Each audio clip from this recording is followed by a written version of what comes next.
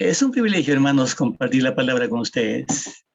Hoy vamos a reflexionar un poquito tomando algo de la vida del apóstol Pedro. Ustedes pueden ver ahí. Y el título es Reflejados en Pedro. Esta es una pregunta. Tal vez uno de los discípulos más notorios que vemos en todo el Nuevo Testamento fue precisamente el apóstol Pedro. Y es interesante que Pedro, de alguna manera, por algunas características, representa a cada uno de nosotros. Su humanidad, con virtudes, con defectos, es como nuestra realidad en algunos aspectos. También sus frustraciones, también es como las nuestras. Pero también tiene las mismas oportunidades como tenemos nosotros. Y muchos podemos reflejarnos en ese discípulo llamado Pedro. Hermanos, nuestro Padre Celestial, Dios, es un Dios de oportunidades. Y Pedro, habiendo sido y habiendo hecho las cosas que ustedes creo que conocen, tuvo una oportunidad. Siempre tendremos nosotros también una oportunidad de acercarnos a Dios. Él no es un ser malvado dispuesto a castigar, como que se goce en castigar a alguien. No, de ninguna manera. La palabra de Dios dice que Dios es amor y por consiguiente no puede ser alguien dispuesto a castigar. Siempre tendremos la oportunidad de levantarnos si por alguna razón caímos, por ignorancia, por lo que sea. Siempre tendremos la oportunidad de arrepentirnos y hallar perdón en Él para finalmente servirle. Pedro también personifica a un hombre liberado del peso de sus pecados y todo lo dicho anteriormente. Porque hasta el final, este hombre liberado se mantuvo firme hasta sus últimos días. La tradición cuenta, esto no está en la palabra, cuenta que no tuvo reparos de morir crucificado, pero para no hacerlo igual que su maestro, dice que pidió que lo crucifiquen cabeza para abajo. Bien, ¿en qué aspectos podríamos estar reflejándonos en Pedro? Creo que es necesario examinar nuestra propia realidad para ver si de alguna manera nos parecemos un poco a él. ¿No les parece que es mejor y es más fácil vernos en la experiencia de otros? Definitivamente sí es más fácil. Entonces es importante examinar nuestra propia realidad para valorar las oportunidades que tengamos con Dios. Quiero pedirles, por favor, que busquen, vamos a estar examinando este pasaje de 1 Juan, el capítulo 1, versículos 40, perdón, desde el 35. Juan, capítulo 1, del 35 al 42. Sí, es todo el pasaje de Juan, el capítulo 1, del 35 al 42. Voy a leer este pasaje.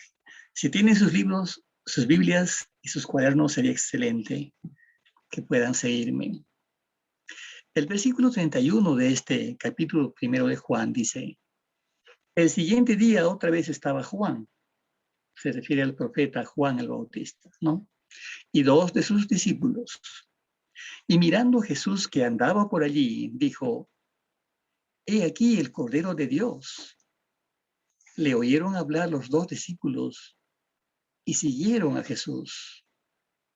Y volviéndose Jesús y viendo que le seguían, les dijo: ¿qué buscáis? Ellos le dijeron: Rabí, que traducido es maestro, ¿dónde moras? Les dijo: venid y ved.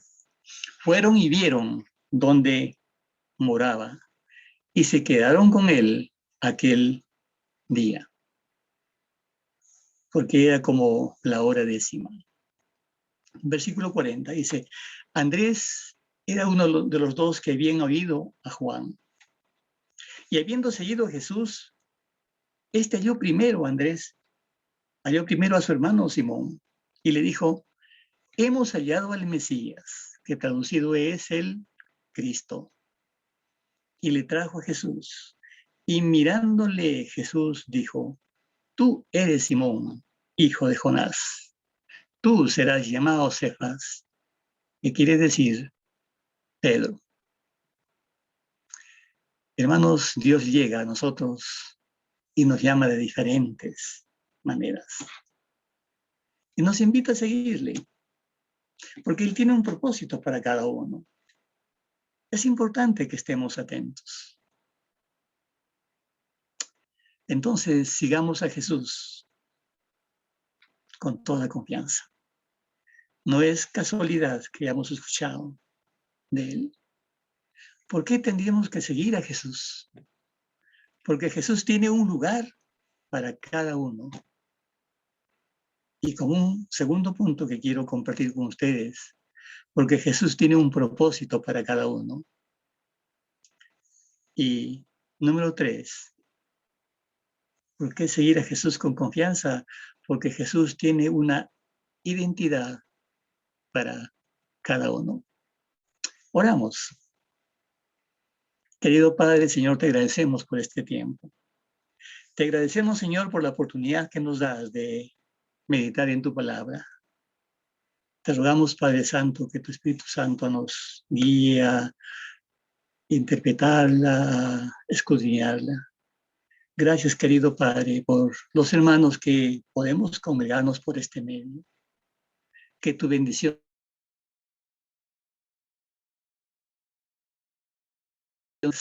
y sus familias. Te damos gracias, Padre, por tu palabra. Y lo hacemos en el nombre bendito de Jesús, nuestro Señor y Salvador. Amén.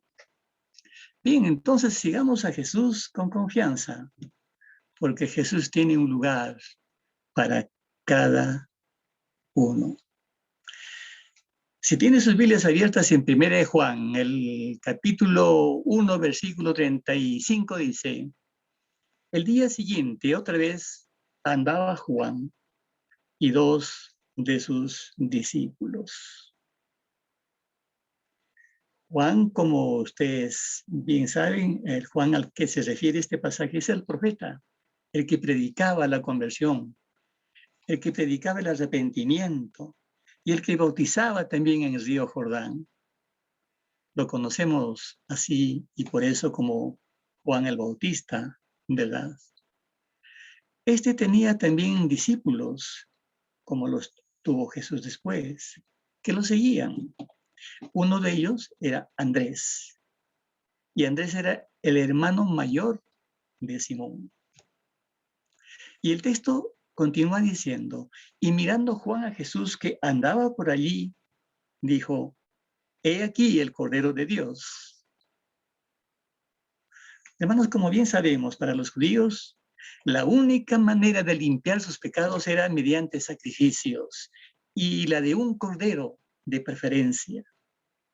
Entonces, Juan predicaba, anticipaba el plan de Dios, predicaba diciendo y profetizaba diciendo que Jesús iba a ser el único y suficiente Cordero de Dios. Por eso decía, he aquí el Cordero de Dios que quita el pecado del mundo.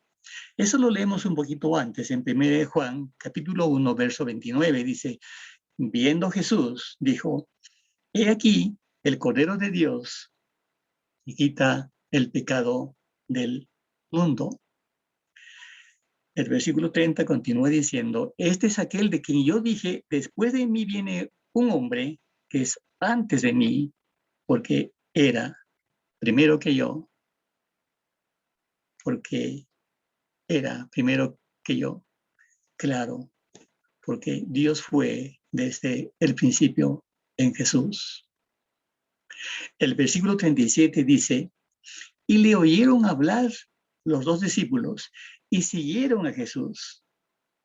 Al escuchar a Jesús, los dos discípulos de este pasaje querían ir a donde Jesús iba. Continúa el texto diciendo, y volviéndose Jesús y viendo que le seguían, les dijo, ¿qué buscáis? Ellos le dijeron, Rabí, que traducido es maestro, ¿dónde moras? ¿Dónde vives? Andrés y su compañero no solo iban para visitarlo temporalmente, ellos tenían la intención de pasar mucho tiempo con él. Por eso le preguntaron a Jesús, ¿dónde vives? ¿Dónde es el lugar donde estás hospedado o morando? Sus intenciones, por lo visto, eran más que visitarlo. Esperaban ser invitados a pasar más tiempo por Jesús, invitados por Jesús. Si fuera posible, a partir de ese mismo día, a partir de esa misma tarde. Pero eso es lo que, en el fondo, ellos querían. Por eso le preguntaron dónde moraban. Jesús les dijo en el versículo 39, les dijo, venid y ved. Entonces fueron. Sígame y lo verán, dijo Jesús.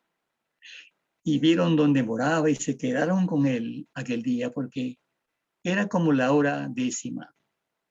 Hermanos, como sabemos, los judíos contaban las horas a partir de la salida del sol. O sea, a las 6:00 más o menos aproximadamente, y contando así, de esa manera, la hora 10:00 era las 4 de la tarde. 6 más 10 horas terminaba en las 4 de la tarde para nosotros. La morada de Jesús no era exactamente la de un rey o un palacio. Seguro ellos fueron y vieron dónde él vivía, dónde vivía Jesús, y se quedaron con él ese mismo día. Habían decidido permanecer allí a partir de ese día. Tenían la necesidad de pasar muchísimo más tiempo con el Hijo de Dios y convertirse en un seguidor de él, convertirse en discípulos de él. Ansiaban más de Cristo. La conversación posiblemente que tuvieron en el camino mientras iban no era suficiente. Ellos querían ir donde él vivía, donde él moraba. Hermanos, qué maravilloso la invitación para nosotros también es vigente. Jesús dice, síganme. Pues yo voy a preparar lugar para vosotros, dice el Señor.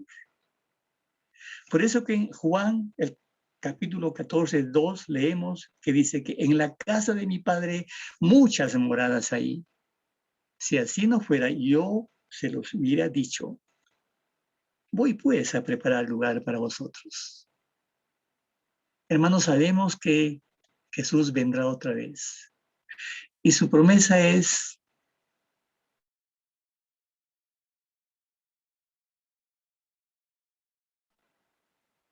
eso nos ha dicho Jesús. Eso nos dice Jesús. Juan 14:3-4 dice, y si me fuere y os prepararé lugar, vendré otra vez y os tomaré a mí mismo para que donde yo estoy, vosotros también estéis. Y sabéis a dónde voy y sabéis el camino. En otro momento, él dijo, yo soy el camino. Entonces, hermanos, sigamos a Jesús con confianza. Él tiene un lugar para nosotros. Él tiene moradas para nosotros. Espiritualmente podemos estar seguros que Él tiene moradas para nosotros. En segundo lugar, ¿por qué seguir a Jesús con total confianza? Porque Jesús tiene un lugar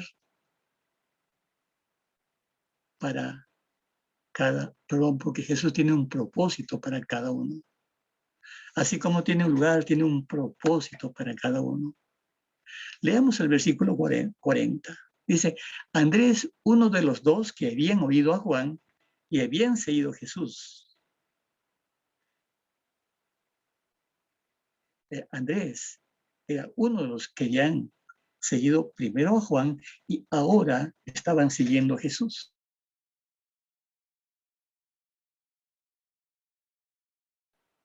Discípulo de Juan el Bautista,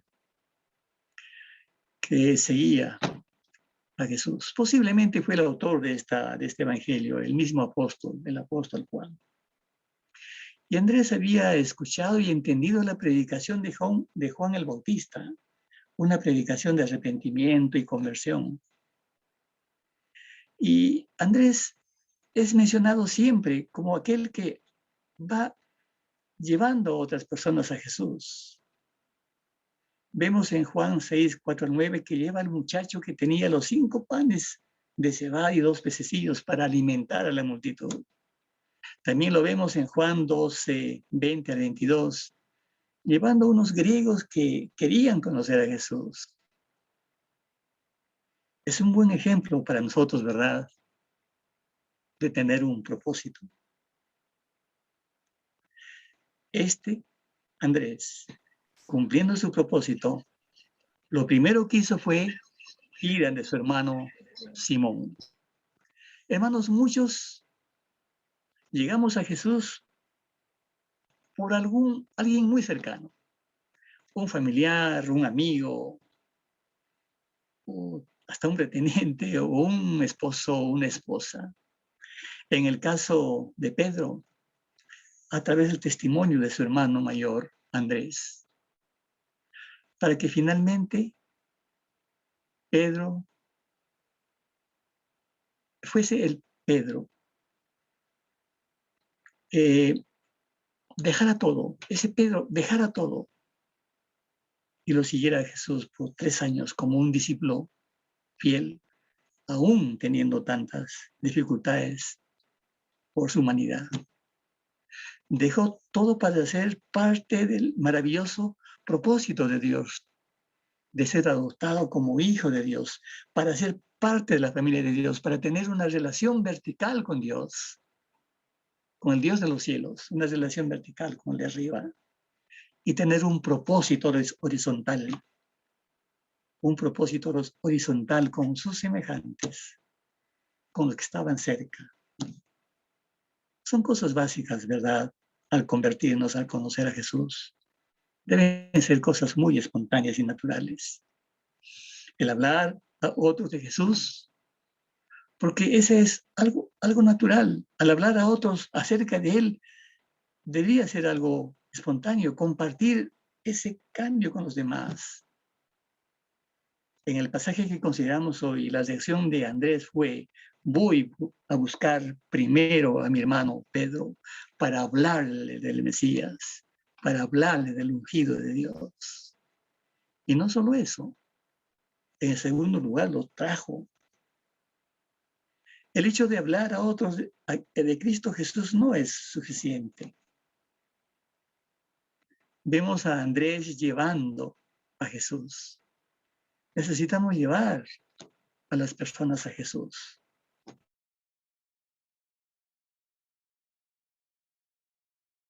Responder la invitación que le damos, porque Dios nos llamó con ese propósito. No solo debemos conformarnos con hablar de Cristo, sino también ayudar e instar para que ellos también sigan a Jesús como nosotros. Siguiendo el versículo que estamos considerando, el 41, si mal no tengo anotado aquí, dijo: hemos hallado al Mesías, que traducido es el Cristo. Jesús, al ser bautizado por Juan en el río Jordán, es presentado como el Mesías esperado. Andrés, quien fue discípulo de Juan, siguió a Jesús y fue el primero que proclamó que Jesús es el Mesías. Mesías significa también ungido, y en griego se traduce como Cristo o Cristos. El ungimiento daba autoridad y poder. Y eso era una práctica que los sacerdotes y reyes tenían para que reciban autoridad y poder. Hermanos, siempre hay la oportunidad de compartir con la familia. Es el primer propósito, así como Andrés con Simón. Ese es el primer propósito natural para nosotros. Lo primero que hizo Andrés fue eso, decir a su hermano que hemos encontrado al Mesías, hemos encontrado a nuestro libertador. Entonces sigamos a Jesús con confianza, porque Jesús nos da propósitos de vida a cada uno. En tercer lugar, también, hermano, ¿por qué seguirle? Porque Jesús tiene una identidad para cada uno. Si Pedro fue de la forma como fue, nosotros también tenemos una identidad que Dios nos permite. El versículo 42 dice, y le trajo a Jesús, y mirándolo a Jesús dijo, tú eres Simón, hijo de Jonás, tú serás llamado Cefas. ¿Qué quiere decir? Pedro. Cuando Jesús vio a Simón, ya conocía su carácter, como nos conoce a cada uno de nosotros. Por eso Jesús le dio un nombre, Cefas, que es arameo, y Pedro, que es griego. Y le dijo, eres Simón, de hoy en adelante serás Pedro, piedra. El cambio de nombre de Simón a Cefas significa que Dios, en su gracia y por la acción del Espíritu Santo, opera en nosotros una nueva identidad. Porque somos una nueva creación cuando conocemos a Jesús, cuando nos arrepentimos y convertimos. Adquirimos una nueva identidad con cualidades firmes. Sí, esas deben ser firmes. Y en aquel tiempo donde vivía Pedro, era indispensable, no había otra alternativa que ser un discípulo sólido, firme en sus convicciones. Y no es que no tenía nada que hacer, Pedro era tan ocupado como cualquiera de nosotros. Pedro estaba casado, tenía posiblemente hijos, y con Jacobo y Juan, también discípulos, eran socios de un negocio muy productivo en la pesca. Eso lo leemos en Lucas capítulo 5. Hermanos, cuando llegamos a Jesús, llegamos como Simón, con todas nuestras cargas, con trabajos, virtudes y defectos también. Nuestra vida en Cristo Jesús marca una nueva identidad. El Señor nos dice, eres Simón, pero de hoy en adelante serás Pedro. Nosotros literalmente, posiblemente, no hemos sido cambiados de nombre, pero tenemos una identidad.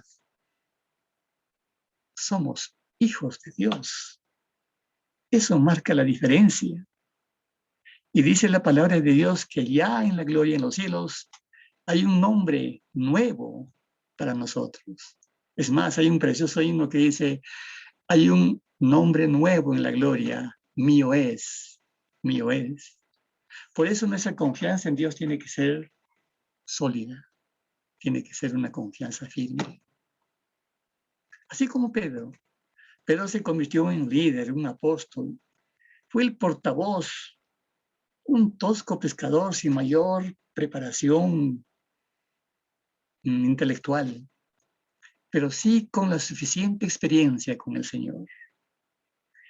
De tal manera que él, por revelación de Dios mismo, pudo confesar de Jesús que él era el Cristo, el Hijo de Dios viviente. Una verdad revelada a Pedro por Dios mismo.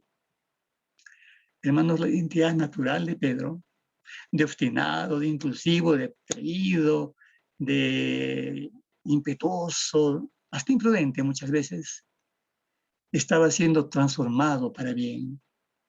Estaba siendo formado en un nuevo hombre. Y ya no en Simón, sino en Pedro. Sin embargo, Pedro con una nueva identidad aún Fue Pedro quien dejó la barca para caminar sobre las aguas, ¿verdad? Y se hundió porque dejó de mirar y tener fe en Jesús. Sin embargo, Pedro fue quien tomó aparte a Jesús para reclamarle, reconvenirle, ¿no? Porque hablaba de su muerte. Jesús rápidamente lo corrigió. También Pedro fue quien sugirió levantar enramadas para honrar a Moisés, Elías y a Jesús en el monte de la Transfiguración. Y se postró con todo temor al ver la gloria de Dios. Pedro también fue quien desenvainó la espada y cortó la oreja derecha de un siervo del sumo sacerdote. Jesús les reprochó y juró y le dijo que guardara la espada. Pedro también fue quien se jactó de que nunca abandonaría al Señor, aunque todos los demás lo hagan. Sin embargo, más tarde le negó 3 veces. Dijo que no lo conocía al Señor. Era necesario que Dios siga obrando en la vida de Pedro. Es necesario, hermanos, que